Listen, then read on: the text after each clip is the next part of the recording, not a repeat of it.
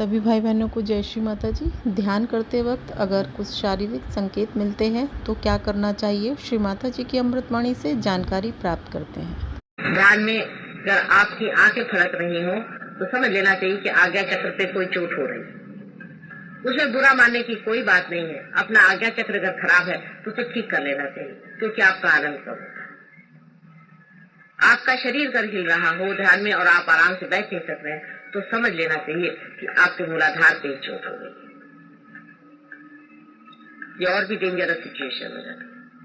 मूलाधार पे जब चोट हो जाती है उसका भी इलाज करवा लेना चाहिए। वो भी लोग जानते हैं किस तरह से मूलाधार चक्र को ठीक करना है।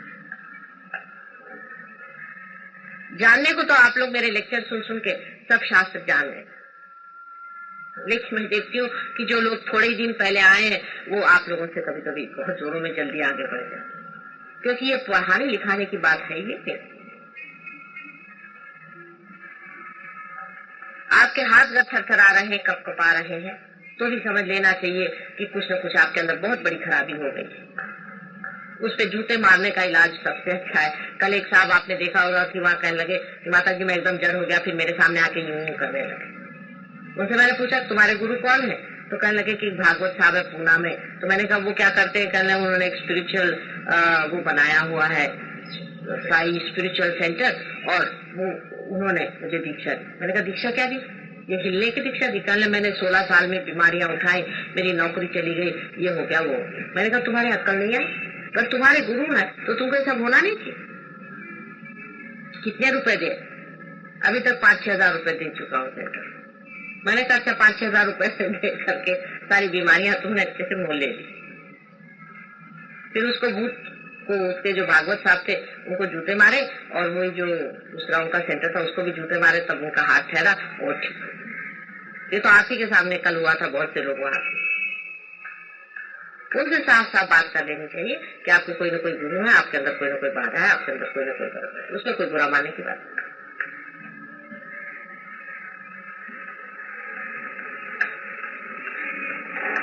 लेकिन मैं देखती हूँ कि एक को जरा सी भी बाधा पकड़ती तो दूसरा बाधे वाला बराबर उसके साथ में खड़ा हो जाता, लाइन से वहां खिंच जाते हैं साथ में, और पता हो जाता है कि सारे बाधे वाले साथ बैठे। असल में ऐसा बैठना नहीं चाहिए, सबको अलग अलग बैठना चाहिए अधिकतर। जैसे कि कोई ग्रुप बना लेते हैं, बहुत गलत बात। जैसे कि थाने वाले आए तो थाने वाले साथ बैठ गए, फलाने आए, ऐसा आप अलग अलग बैठे, बहुत जरूरी। सब इकट्ठे होकर मत बैठे। दूसरी बात यह है कि जैसे कोई बुढ़े हैं, उम्र में ज्यादा है, बुजुर्ग है, कुछ बीच के हैं, कुछ छोटे हैं। छोटे बच्चों को तो ऐसी कोई विशेष बात नहीं, लेकिन जो बीच के और ये लोग हैं ये सब अलग अलग बैठे।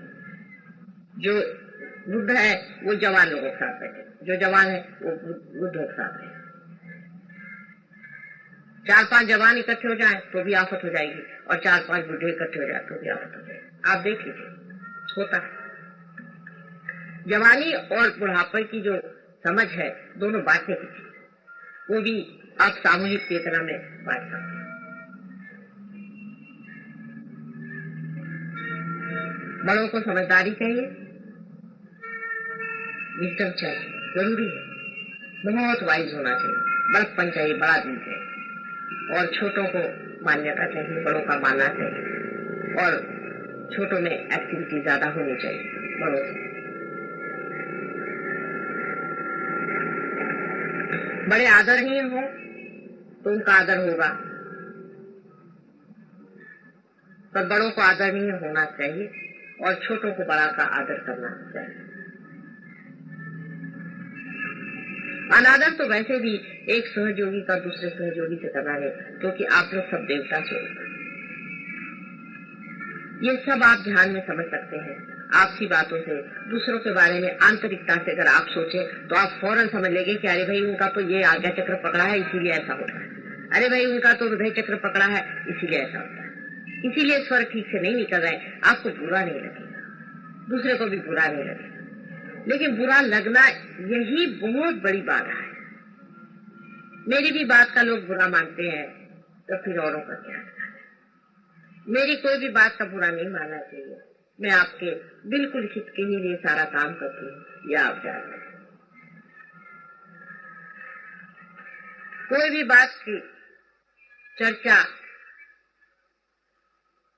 होते वक्त ये देखना चाहिए कि हम सिर्फ यही चर्चा कर रहे हैं ना कि हमारी कुंडलिनी कहाँ है, हम कहाँ जा रहे हैं, कैसे उठ रहे हैं। बाकी सब चर्चाएं व्यर्थ। हम धर्म में कहाँ तक जागरूक हो गए हैं, हम धर्म के अंदर कितना पा रहे हैं, कितना आनंद परमात्मा का लूट रहे हैं, यही अनुभव आपस में बताना है और इसी को आपस में जानना है। और बाकी सब व्यर्थ है। बाकी सब चीजों में मौन ही बेहतर चीज है।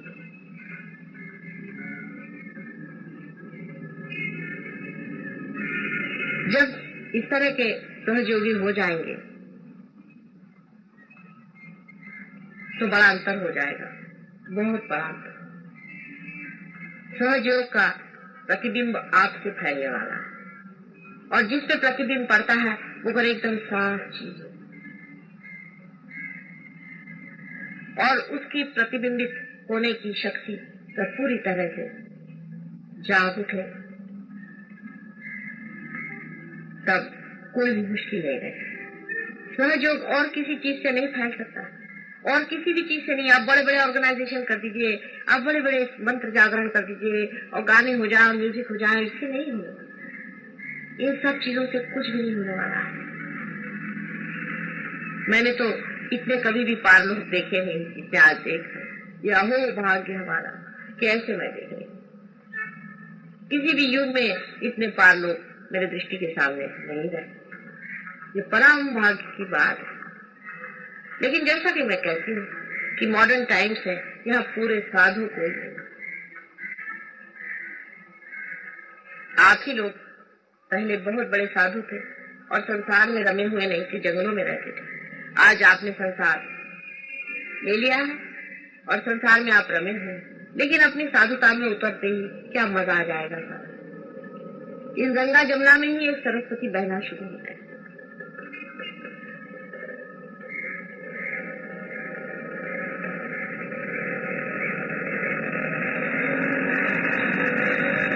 कान में जाते वक्त किसी भी तरह की बाहर की आवाज आपको भूल जाए। अगर कान में भी आप उंगली डालें और सहस्त्रार अगर आपका पूरी तरह से खुला हुआ है, जिसकी पहचान पूरी तरह से आप आँख को बंद कर लें, आप सुन सकते हैं। इसीलिए जो वो लड़के आए थे जो सुनते नहीं थे, उनको थोड़ा थोड़ा सुनाई देने लगे। अगर आपका सहस्त्रार खुल जाए तो लिम्बिक एरिया में डॉक्टर सब लोग जानते हैं कि वहाँ पे सटल पॉइंट्स होते हैं, सटल सेंटर्स होते हैं। उसको एक्साइट करने से वही काम होता है जो नाक, कान, मुंह और सब अपने शारीरिक जितने भी ऑर्गन्स हैं उससे होता है। उसी संस्कार को हम जागरूक कर लेते हैं जो सारे शरीर को यहाँ संभाले हुए है और आपको सारी जैसे सुगंध है, हर एक चीज, नाक की कोई जरूरत नहीं आप है, फिर आप श्वास भी यहाँ से ले सके। सारे शरीर के सारा ही शरीर अगर भ्रष्ट हो जाए तो भी आप यहाँ से सब काम कर। लेकिन होता नहीं, शरीर तो आपका खिलते ही जा रहा है, शरीर तो सुंदर होते ही जा रहा है, बीमारियां तो भाग ही गई है, वो तो सब चीज ठीक हो ही गई। कोई थोड़ा बहुत हो भी जाते वो ठीक हो जाते। चैनल को सब्सक्राइब करें, ज़्यादा से ज़्यादा शेयर करें जिससे ये जानकारी सभी को प्राप्त हो सके। जय श्री माता जी, धन्यवाद।